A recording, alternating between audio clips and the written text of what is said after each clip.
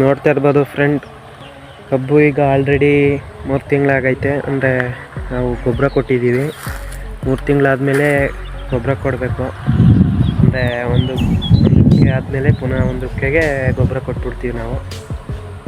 ಅಂದರೆ ಹೋದ ವಿಡಿಯೋದಲ್ಲಿ ಹೇಳಿದ್ದೆ, ಆಗ ಕಬ್ಬು ಬೆಳೆದು 1 ತಿಂಗಳಾಗೈತೆ ಅಂತ. ಈಗ ಬರೋಬ್ಬರಿ 3 ತಿಂಗಳಾಗೈತೆ.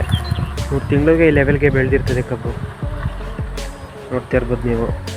ಇಲ್ಲಿ ಗೊಬ್ಬರ ಕೊಟ್ಬಿಟ್ಟಿದ್ದೀವಿ. ಈಗ ಗೊಬ್ಬರ ಕಟ್ಟಾದಮೇಲೆ ಒಂದು 2 ದಿವಸ ಬಿಡ್ಕೊಂಡು ಪುನಃ ನೀರು ಹಾಯಿಸ್ಬೇಕು. ಆವಾಗ 1 ತಿಂಗಳು ಬಿಡ್ಕೊಂಡು ನೋಡಿ ರಿಸಲ್ಟ್ ಗೊತ್ತಾಗುತ್ತೆ ನಿಮಗೆ ಯಾವ ಥರ ಕಬ್ಬು ಬೆಳೆದೈತೆ ಅಂತ. ಆಮೇಲೆ ಮುರಿ ಮಾಡೋದನ್ನ ಮರಿಬಾರ್ದು. ಕಳೆ ಎಲ್ಲನೂ ಫುಲ್ಲು ನೀಟ್ ಮಾಡಿ ಮುರಿ ಮಾಡಬೇಕು.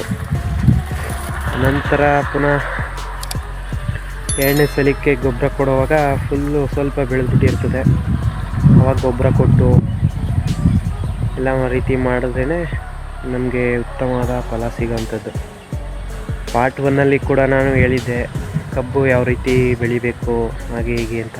ನೋಡ್ತಿರ್ಬೋದು ನೀವು, ಕಬ್ಬು ಫುಲ್ಲು ಸ್ವಲ್ಪ ಸಿಟ್ಟೆ ಐತೆ. ಈಗ ನಾವು ಮುರಿ ಮಾಡೋದ್ರಿಂದ ಎಲ್ಲ ಕೂಡ ಸಾಲ್ವ್ ಆಗುತ್ತೆ. Thank you.